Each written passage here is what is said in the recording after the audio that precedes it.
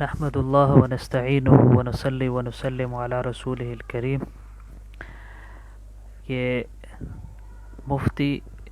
کی اہلیت سے متعلق شرائط بیان کرنے سے پہلے ہم نے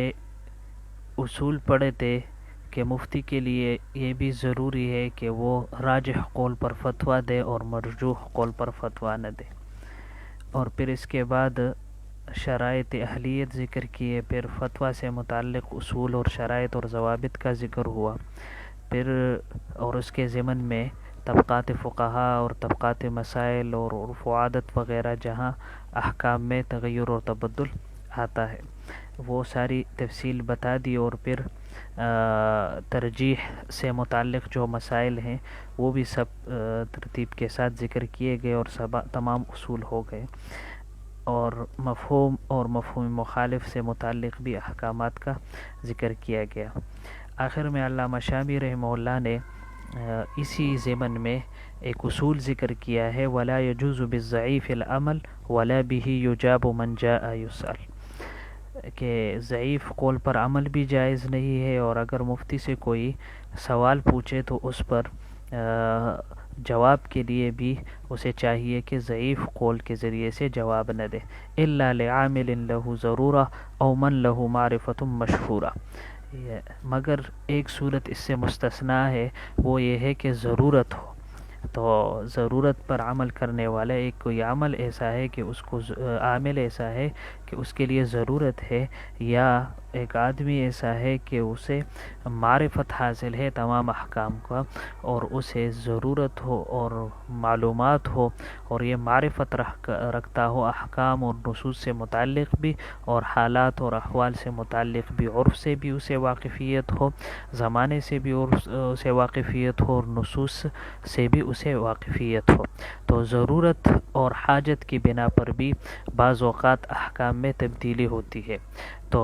احکام میں ضرورت اور حاجت سے متعلق جب تبدیلی ہوتی ہے تو اس کی اصل کیا ہے؟ تو بعض احکام ایسے ہیں کہ ان کا تعلق چونکہ قرآن سے بھی ثابت ہے، کہ جو ضرورت وغیرہ ہے اور حاجت ہے کہ یہ ان کا اعتبار کیا جائے گا، شریعت میں اس سبب کو معتبر ماننے کے دلائل بھی موجود ہے، جیسے سورہ بقرہ میں ہے انما حرم علیکم المیتۃ والدم ولحم الخنزیر وما اہل به لغیر اللہ فمن اضطر غیر باغ ولا عاد فلا اثم علیہ ان اللہ غفور الرحیم۔ تو اس آیت میں بھی اس طرح واضح ہے کہ اللہ جل شانہ فرماتے ہیں کہ اس نے تو تمہارے لیے بس مردار جانور، خون اور خنزیر کا گوشت حرام کیا ہے، اور نیز وہ جانور جس پر اللہ کے سوا کسی اور کا نام پکارا گیا، وما اہل به لغیر اللہ۔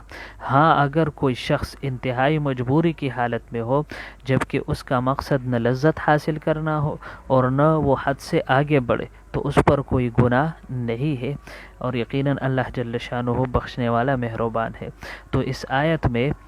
جو یہ ہے وَلَحْمَ الْخِنْزِيرِ وَمَا أُهِلَّ بِهِ لِغَيْرِ اللَّهِ فَمَنِ اسْتُرَّ غَيْرَ بَاغٍ وَلَا عَادٍ، تو اس سے ضرورت اور حاجت کے وقت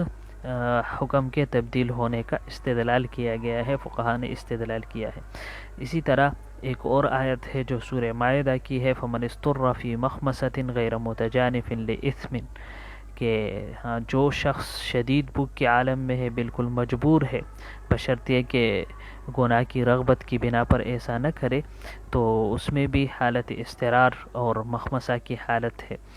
اسی طرح ایک اور آیت ہے جو سورہ انعام میں ہے قُلْ لَا أَجِدُ فِي مَا أُوحِيَ إِلَيَّ مُحَرَّمًا عَلَى طَاعِمٍ يَطْعَمُهُ إِلَّا أَن يَكُونَ مَيْتَةً أَوْ دَمًا مَّسْفُوحًا أَوْ لَحْمَ خِنزِيرٍ فَإِنَّهُ رِجْسٌ أَوْ فِسْقٌ أُهِلَّ لِغَيْرِ اللَّهِ بِهِ فَمَنِ اضْطُرَّ غَيْرَ بَاغٍ وَلَا عَادٍ فَإِنَّ اللَّهَ غَفُورٌ رَحِيمٌ۔ تو اس میں بھی کیا ہے فَمَنِ اضْطُرَّ غَيْرَ بَاغٍ وَلَا عَادٍ فَلَا إِثْمَ فَإِنَّ رَبَّكَ غَفُورٌ رَحِيمٌ ہے،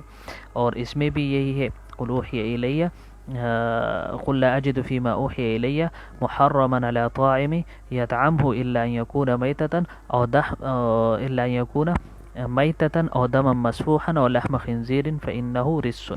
تو یہ عام حالات میں ان چیزوں کا کھانا جائز نہیں ہے، لیکن اگر حالت استقرار ہو فمن استر غیر باغ ولا عاد، تو اس صورت میں اس کی گنجائش ہے، جس طرح کے نصوص سے ثابت ہے۔ اسی طرح سورہ نحل کی ایک آیت ہے، انما حرم علیکم المیتۃ والدم ولحم الخنزیر وما اہل لغیر اللہ به فمن استر غیر باغ ولا عاد فإن اللہ غفور الرحیم۔ تو اس میں بھی کیا ہے؟ فمن استر غیر باغ ولا عاد،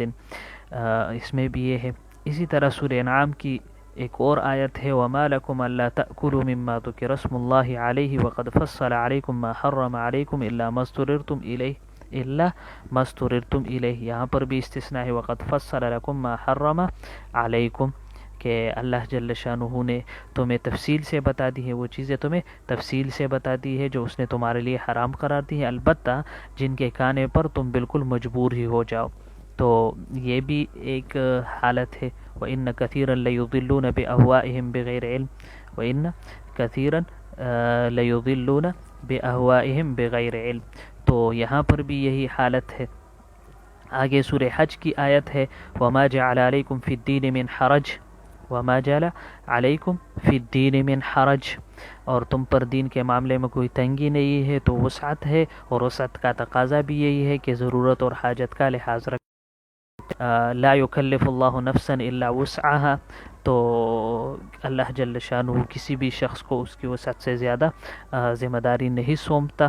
اور تکلیف ما لا یطاق کا ہمیں ذمہ دار بھی نہیں ٹھہرایا، تو اس کا بھی تقاضا یہ ہے کہ ضرورت اور حاجت کا لحاظ رکھا جائے۔ فاتقوا اللہ ما استطعتم، کہ اپنی استطاعت کے مطابق ڈرنا چاہیے۔ تو اس میں بھی یہی ہے کہ اللہ جل شانہ کا حکم ہے۔ علامہ ابن عابدین رحمہ اللہ نے شرح خود رسم المفتی میں ان آیات کے بارے میں فرمایا ہے کہ ان آیات کی بنیاد پر شریعت مطہرہ نے بہت سے فقہی احکام میں ضرورت اور حاجت کا اعتبار کیا ہے، اور یہاں تک کہ اسی بنا پر بعض قطعی حرام چیزوں کو بھی بقدر ضرورت استعمال کرنے کی رخصت دی ہے۔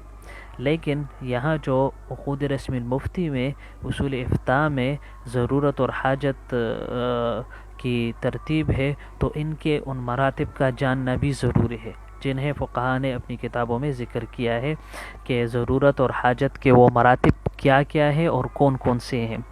کہ کس حد تک ضرورت کا اعتبار کیا جائے گا اور کس حد تک حاجت کا اعتبار کیا جائے گا۔ علامہ حوی رحمہ اللہ نے علامہ ابن الحمام رحمہ اللہ سے اس کے 5 درجات نقل کیے ہیں، اور اس کی پھر امام غزالی رحمہ اللہ سے بھی کچھ ثبوت وغیرہ ہے، اور جدید جو معاشیات ہے اس میں بھی بعض اسی اصول کی بنا پر ترتیب چلتی ہے، اور اکنامکس وغیرہ کے اصول بھی ہیں۔ ان میں سے جو ہے، پہلے ہے ضرورت، پھر حاجت ہے، پھر منفعت ہے، پھر زینت ہے، اور پھر فضول چیزیں ہیں۔ ان سے تعبیر کیا گیا ہے، یعنی پہلے ضرورت، پھر اس کے بعد حاجت کا درجہ ہے، پھر منفعت کا درجہ ہے، پھر زینت کا، اور پھر فضول کا، اور اسی ان الفاظ سے تعبیر کیا ہے۔ اور وہ فرماتے ہیں کہ ضرورت کیا چیز ہے؟ کہتے ہیں کسی شخص کا اس حد تک پہنچ جانا کہ اگر وہ ممنوع چیز کا استعمال نہیں کرے گا تو ہلاک ہو جائے گا، یا ہلاکت کے قریب پہنچ جائے گا۔ یہ ضرورت حرام کے استعمال کو بھی جائز قرار دیتی ہے۔ اس میں تفصیل یہی ہے کہ بلوغ حدا ان لم يتناول الممنوع هلك او قارب وهذا يبيح تناول الحرام، اس سے ضرورت سے حرام بھی جائز ہو جاتی ہے۔ دوسری چیز جو حاجت ہے، حاجت، تو اس کی مثال عرض کرتے ہیں، کالجائع الذي لو لم يجد ما يأكله لم يهلك غير أنه يكون في جهد ومشقة وهذا لا يبيح الحرام ويبيح الفطر في الصوم۔ ایک منٹ شاید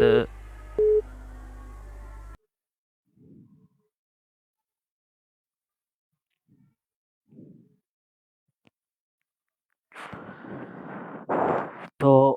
ان کے نزدیک جو دوسرا درجہ ہے وہ حاجت کا ہے، اور اس کی مثال ایسی ہے کہ اگر بھوکے انسان کو کوئی چیز نہ ملے کھانے کے لیے تو وہ مرے گا نہیں، لیکن اسے سخت تکلیف اور مشقت کا سامنا کرنا پڑے گا۔ یہ حاجت حرام کو تو مباح نہیں کرتی، مگر اس سے روزے میں افطار کرنا جائز ہو جاتا ہے۔ اور آگے جو تیسرا درجہ ہے وہ منفعت کا ہے، اور منفعت کی مثال ایسی ہے جیسے کوئی شخص گندم کی روٹی، بکرے کا گوشت اور تیل میں پکے ہوئے سالن کی خواہش کرے۔ جس طرح آج کل تراویح کے بعد دل کرتا ہے انسان کہ ان چیزوں کو کھا لے، تو یہ کیا ہے؟ یہ منفعت ہے۔